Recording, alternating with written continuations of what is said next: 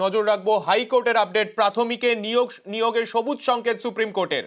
বিচারপতি অভিজিৎ গঙ্গোপাধ্যায়ের নির্দেশ বহাল সুপ্রিম কোর্টে।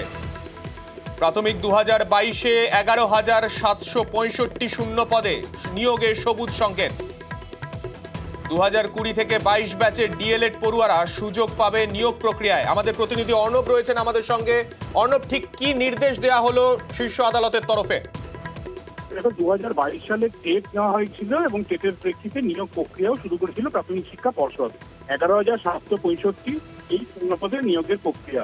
কিন্তু যারা ডিএলএড করেছিল, যাদের কমপ্লিট হয়েছিল এই নিয়োগ প্রক্রিয়া আগে পর্যন্ত 2020-22 এই মৌসুমে যারা ডিএলএড পরীক্ষা বসেছিল, পাশ করেছিল, তাদের নিয়োগ প্রক্রিয়ায় অন্তর্ভুক্ত করা হবে এমনটা প্রথমে জানায় প্রাথমিক শিক্ষা পর্ষদ। এবং প্রাথমিক শিক্ষা পর্ষদ এই সিদ্ধান্তের কথা বিচারপতি অভিজিৎ গঙ্গোপাধ্যায়ের নির্দেশে জানায়। প্রাথমিক শিক্ষা পর্ষদের যে সিদ্ধান্ত, অর্থাৎ 2020-22 এই বর্ষের এই সময়কালে যারা ডিএলএড পড়ুয়া, যাদের সার্টিফিকেট কমপ্লিট হয়ে যাবে, পার্ট 1 বা পার্ট 2 কমপ্লিট হয়ে যাবে নিয়োগ প্রক্রিয়া আগে পর্যন্ত, তাদেরকে এই 22-এর নিয়োগ প্রক্রিয়া অন্তর্ভুক্ত করা হোক। পর্ষদের সিদ্ধান্তে সবুজ সংকেত বা তিলমোহর দিয়ে নির্দেশ দেন বিচারপতি অভিজিৎ গঙ্গোপাধ্যায়। সেই নির্দেশ চ্যালেঞ্জ করে কিছু পরীক্ষার্থী তারা চলে যায় ডিভিশন বেঞ্চে।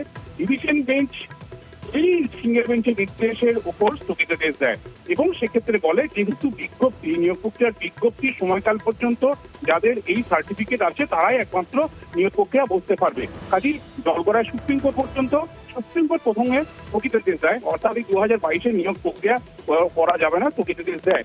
এই স্থগিতাদেশের পর আজকে এই মামলা শুনানিতে স্থগিতাদেশ প্রত্যাহার করে নিয়ে 11,765 শূন্য পদে সবুজ সংকেত দিয়েছে নিয়োগ প্রক্রিয়া বিচারপতি হিমা কোহলি বেঞ্চ।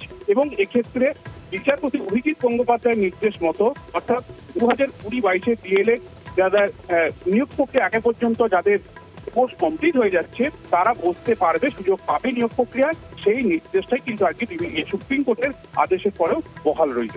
বেশ অর্ণব, তুমি আমাদের সঙ্গে থাকো।